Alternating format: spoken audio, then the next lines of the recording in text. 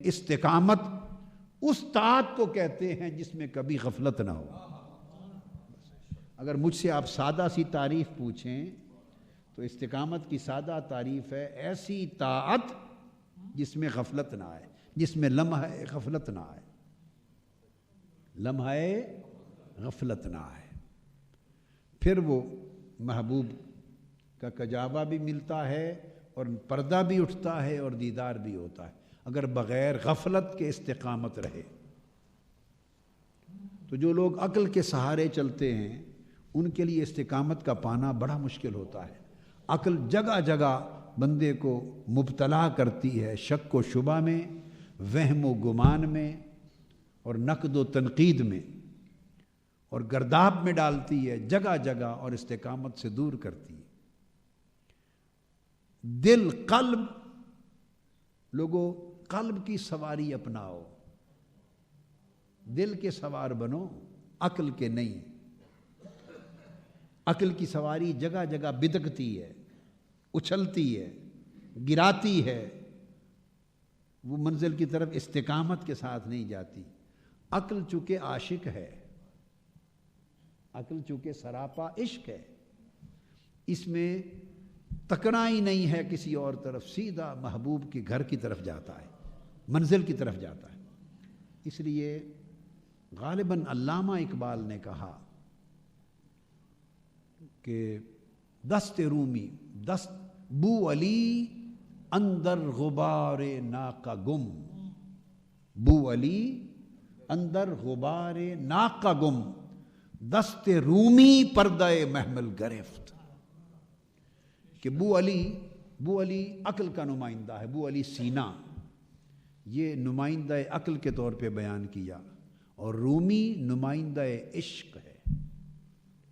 تو کہا کہ بو علی سینا بھی دوڑا، بو علی بھی، کہ محبوب کے کجاوے تک پہنچے اور پردہ اٹھا کے دیکھ لے، اور رومی بھی دوڑا، یعنی عقل بھی دوڑی اور عشق بھی دوڑا، دوڑے دونوں ناقہ محبوب کی طرف، محبوب کے جلوے کے لیے۔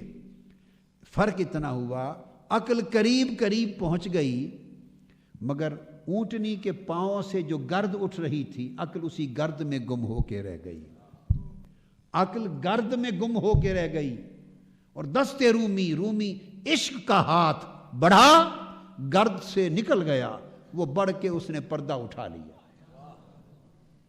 پردہ اٹھا لیا اور جلوہ کر لیا۔ تو استقامت کے لیے وہ راستہ ہے۔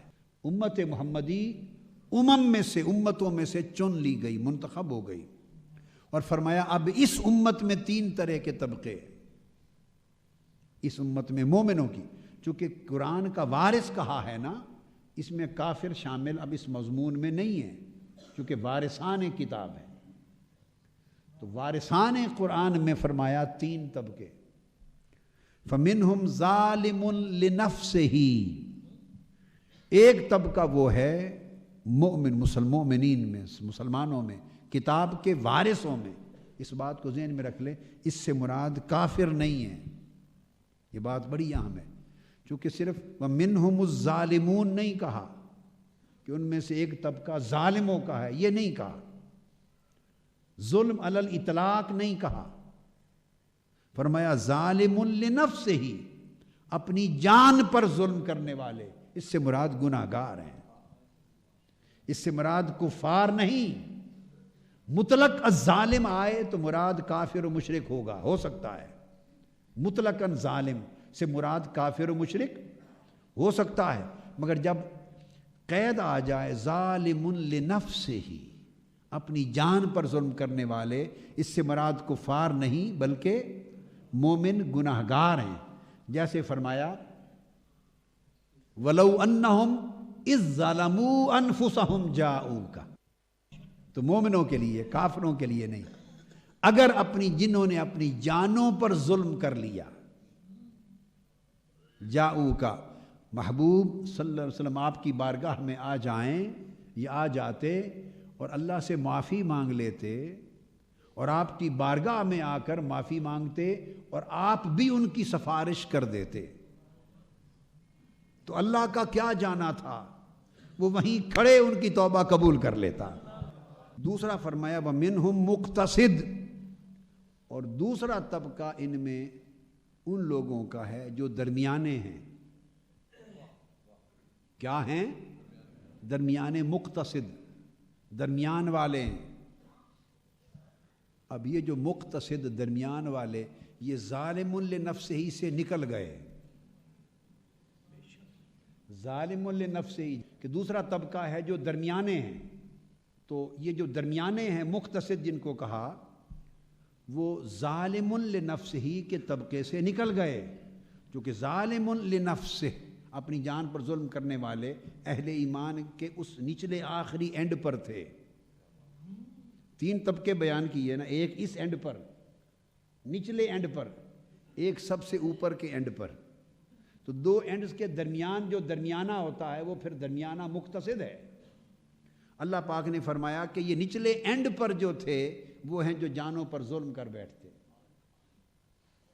اور دوسرا طبقہ مقتصد کا ہے، درمیانے لوگوں کا ہے، یہ جو ان سے اوپر نکل گئے، جانوں پر ظلم کرنے کے عمل سے نکل گئے اور ایمان کو مضبوط کر لیا.